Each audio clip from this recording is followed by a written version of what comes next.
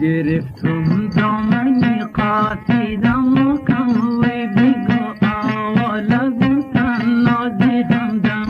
بگو آوالا گوتن نازی همدم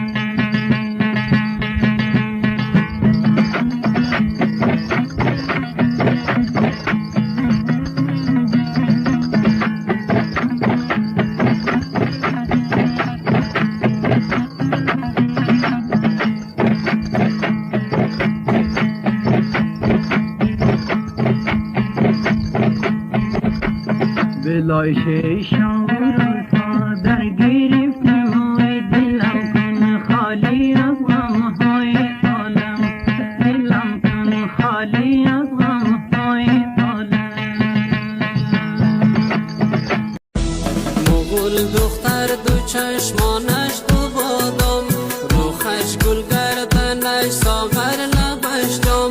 روخش گل گردنش ساغر لبش دم بزه بایی و دانش هر دو مشهور بزه بایی و دانش هر دو مشهور خوشا آن لب که گیرد از لبش کم خوشا آن لب که گیرد از لبش کم نه تنها ملم جان گلندم وکیل است حقوق دان گلندم نه تنها ملم جان گلندم وکیل است حقوق دان گلندم شبانه سعدی و حافظ میخوانه چه بستان و گلستان گلندم چه بستان و گلستان گلندم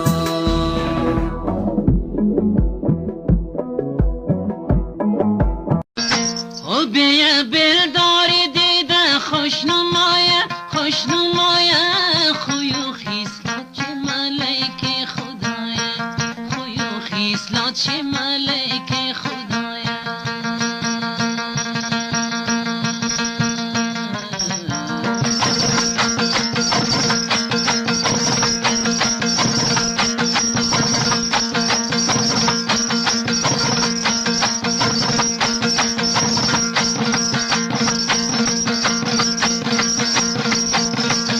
دشانی دی